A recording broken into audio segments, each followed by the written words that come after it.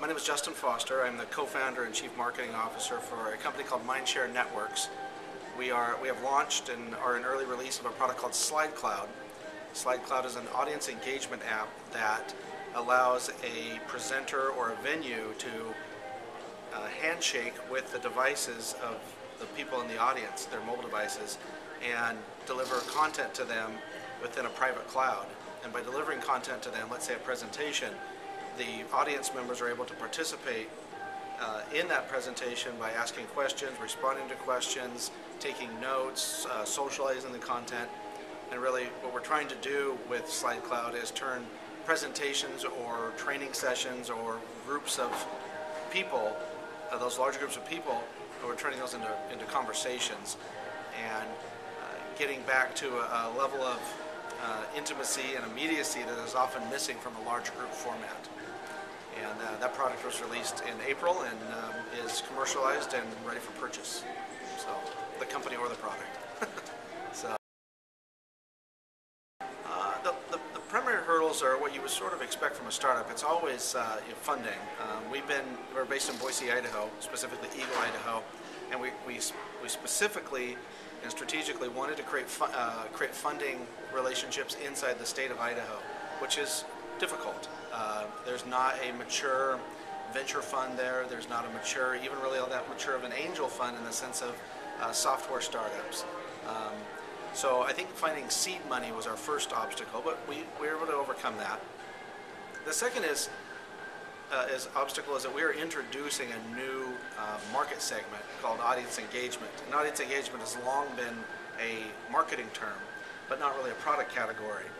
Well, one of the issues with introducing a new segment is that you have to introduce people or educate people on what that segment is so that they can put it in the proper file folder.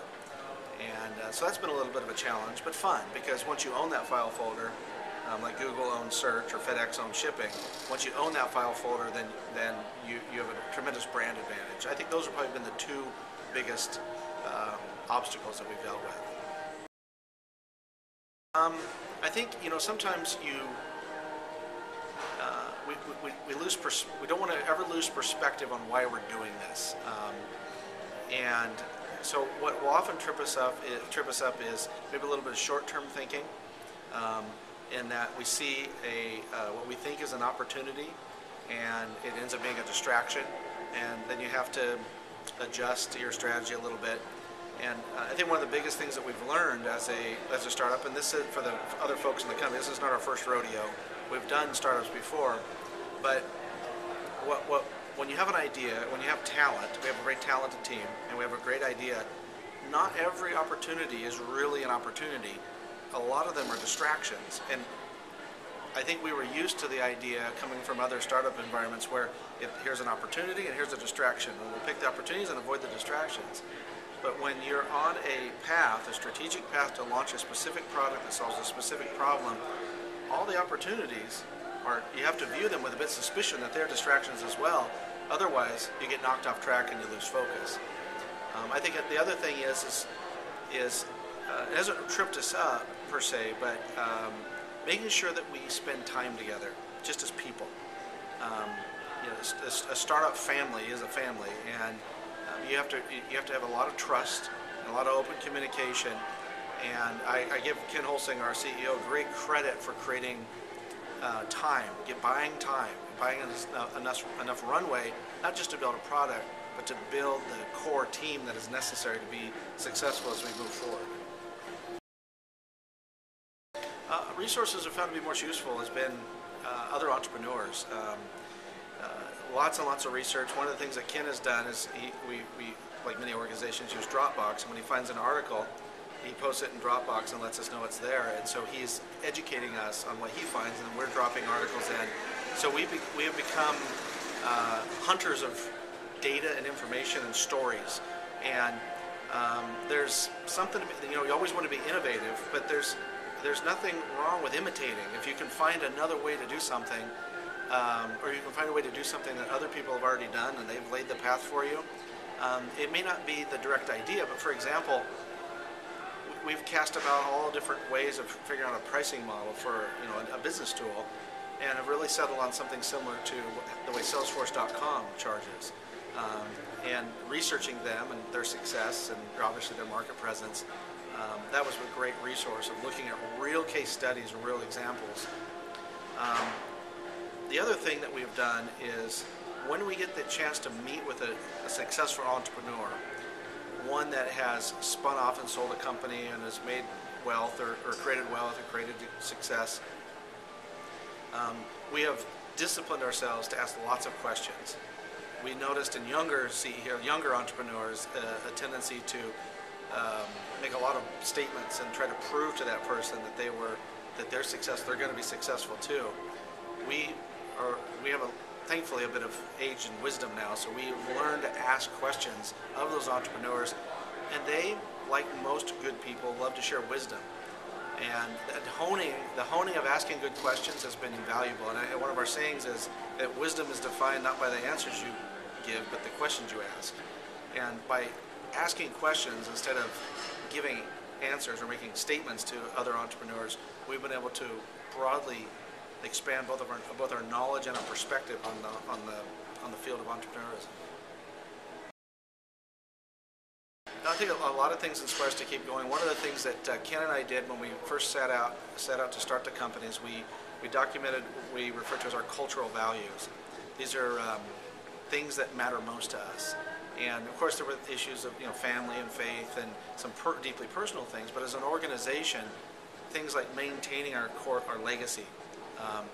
And so that has led us to make specific decisions related to the product and the way we get funded. That we have an open, trusting culture, that we genuinely like each other. That's absolutely critical to us.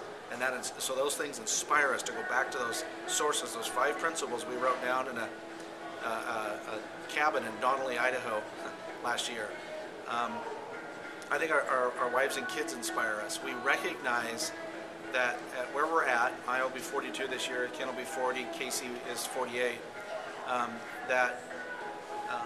we're in our prime.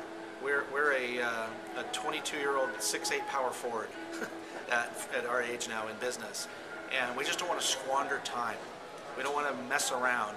And it's made us a bit, I wouldn't say workaholics, it's just made us very dedicated and very committed. But we all have kids and our wives, and they inspire us because that's why we do this. None of us are doing this to get rich. As Ken Blanchard once said, that profit is the applause you get for a job well done. And we absolutely believe that. We're hardcore capitalists, but we're much more concerned about influence. Success stories inspire us, of course. You hear about Facebook, and you hear about all the big ones. But it's funny. What we're mostly focused on is what did they do wrong. So when the Facebook IPO did not go as planned, and as we are planning not an IPO anytime soon, but as we are planning our next round of funding, we sat down and said, what lessons can we learn from their mistake or from what happened? And so maybe it's a Gen X thing, but we're far more inspired by failure than we are by someone else's success. We like to see, well, what happened here? And we both used to work for an organization. I was a contractor and Ken was on the executive team that made some mistakes, and we've learned from those lessons as well. And it sounds funny to say we feel inspired by making mistakes, but it's sort of like I tell my friends about going to the gym. You don't go to the gym to see what you can do. You go to the gym to see what you can't do. And pushing and pushing and pushing and throwing a little bit more weight on and running a little bit harder. Applying those same principles of that same thinking, we find it to be very inspiring because we push each other to be better than we were yesterday. I'm a person of faith, so that inspires me. I don't think faith is a theory. I think if you're a person of faith, then that matters, and Ken and Casey are as well, and that matters. That's part of our culture. We're not setting out to create a Christian company, but our faith does matter to us, and it's real. And then, like I said, our wives and our kids, we inspire each other. Casey and Ken bring out the best in me. I want to prove to them that they made a good choice to have me as a co-founder and me as a chief marketing officer, and I know that they feel that way about each of us as well. And I'm inspired. It's funny, I actually wrote a blog post about this a few months ago. The 5 celebrities I like to spend the whole day with. And I'm not going to go through them, but two in particular come to mind. Bear Grylls, the Man vs. Wild guy. He's just a dedicated, awesome person. And you probably learn how to eat worms the right way. And then Tim Tebow. And I know a lot of people hate Tim Tebow. He's sort of the Sarah Palin of the NFL. But I love him, and he inspires me. Just his dedication, not even his faith. I mean, I admire that, but it's his dedication to getting better at what he does, and his great awareness of his own weaknesses. And I love that. And when people that are aware of their own weaknesses but have talent, that inspires me really more than anything else. So.